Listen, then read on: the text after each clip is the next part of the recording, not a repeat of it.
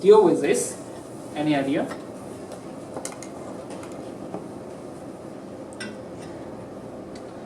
So the coupling is through what? Through capacitance, right?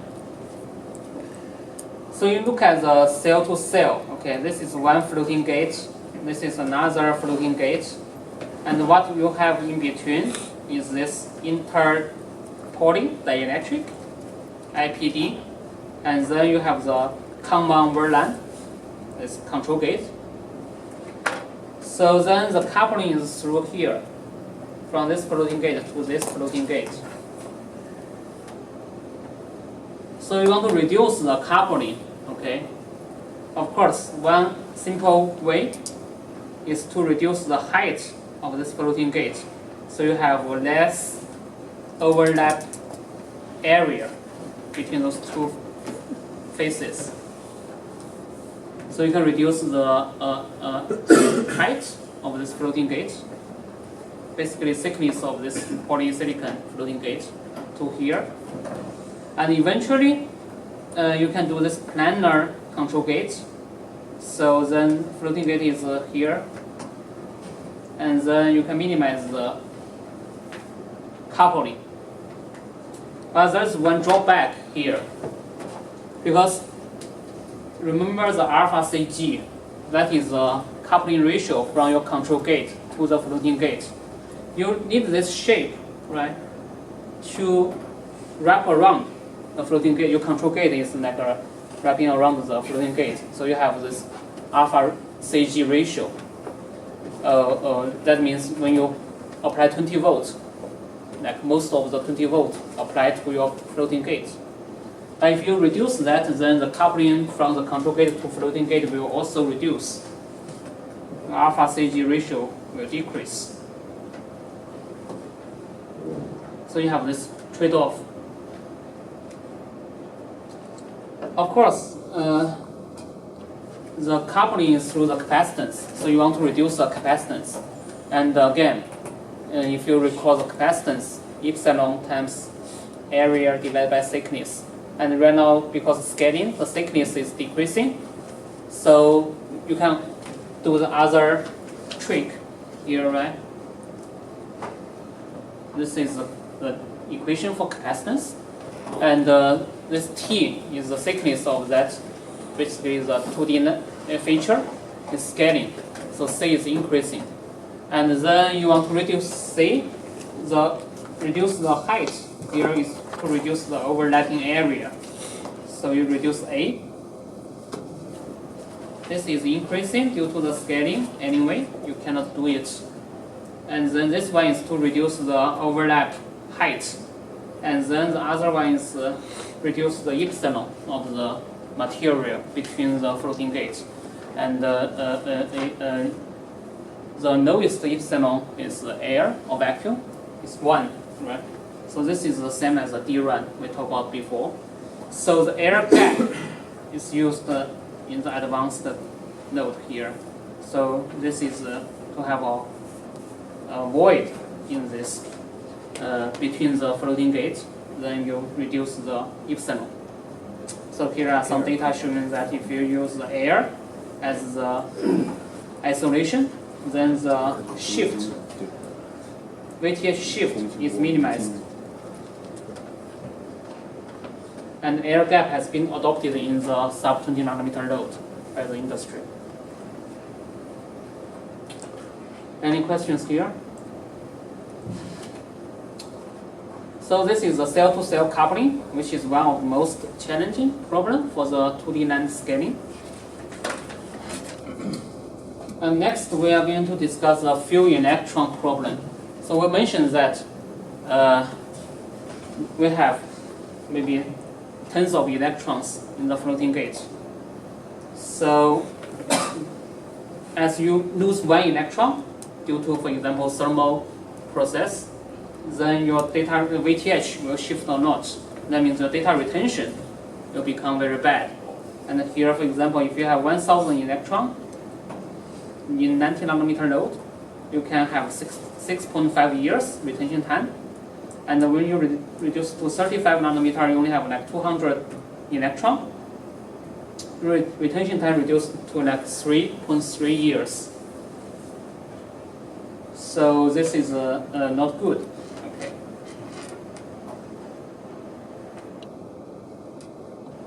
And also the RTN will cause the temporal VTH shift.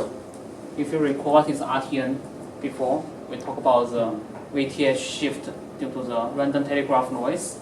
So this is when the electron travel horizontally from the source to the drain, and if you have a trap in the oxide, then you can capture that electron. So it's like your current reduce or equivalently threshold voltage increase. So you have kind of a trapping and detrapping process, then will cause the temporal shift of the VTH. That means your distribution of this VTH distribution will shift over time and make your reference design even more challenging, right? So then the flash will have a lot of this problem because in the flash, those traps are easily generated through the tunneling mechanism here, than the logic transistor. In logic transistor, ideally you don't have the current flowing to the gate. But here when you do the program, you are going to have the electron tunnel in and out. So the tunnel in and out process, somehow damages the oxide. Although it's tunneling using quantum mechanics, then the electron jump from here to there, let's say instantly, but actually it somehow goes through that. Okay, it's very hard to describe what is happening there due to the quantum mechanics. But after many cycles, the oxide is damaged. So that means you will have those defects or traps in this interface. Then this will cause more RTN problem. So here the tunnel oxide thickness cannot scale, okay, in the flash, and typically is about 8 nanometer. It's very thick. You can think about the tunnel oxide between the floating gate to your channel or substrate. It's very thick, like 8 nanometer. For logic transistor, it's very small, like 1 nanometer, 2 nanometer. This is because you have to prevent this kind of trap generation. If it's 1 nanometer or 2 nanometer, one trap basically will short your floating gate to the channel. Here you need 8 nanometer. So this 8 nanometer will make your programming voltage very high. That's why you need 20 volts to program it, because this oxide is so thick. You cannot scale this guy. And if you look at the requirements for this tunnel oxide, it's very demanding in terms of the current ratio between the retention mode and the programming mode. So in the retention mode, that means you don't read or write. So you want to maintain the data. So you don't want the electrons moving out from the floating gate. That means if you look at the current density across the gate to the channel, you want it very small, okay, 10 to negative 16 amp per centimeter square. So this is the current density for the gate. And then if you have this small current density, then you can maintain the data for 10 years. Okay. But during the programming, you do want the electrons move in and out from the floating gate through that tunnel oxide. And you want this happen within like microsecond time scale. So if you want to do that, you want to move those electrons in and out within like 1 microsecond. So the current density needs to be like 1 amp per centimeter square. So you look at the ratio, it's like 16 orders magnitude difference between the programming and retention. So this is huge. So here let's do a simple calculation to have some sense about those numbers here. So for example, during the programming, if you have this 1 ampere per centimeter square, this is a gate current density. And if you think about your gate area, your W and L is like 40 nanometer by 40 nanometer.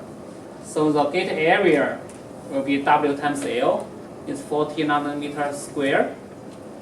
So this is a current density multiplied by the area will be the current, right?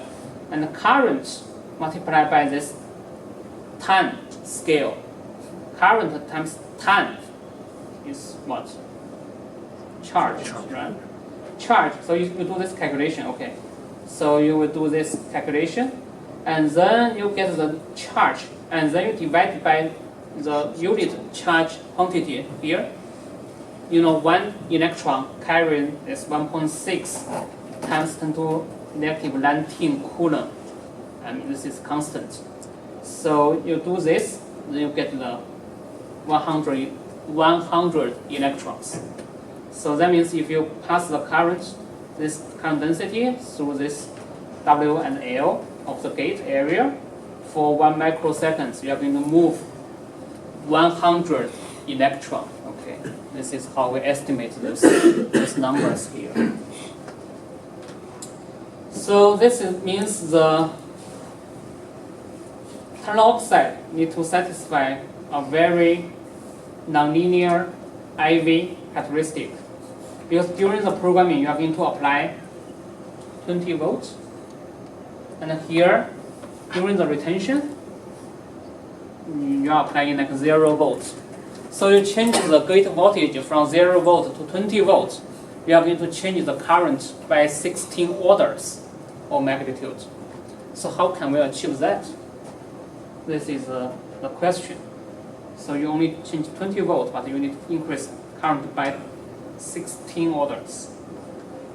So this is very nonlinear IV. If you draw current versus gate current versus voltage, then you need to exponentially increase the current.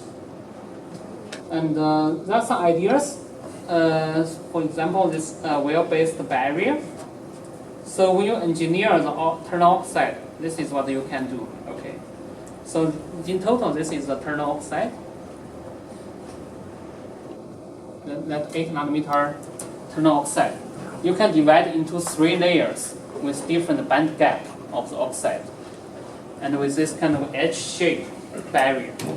So what is good here is in the retention mode, you don't have the voltage, or let's say voltage is very small.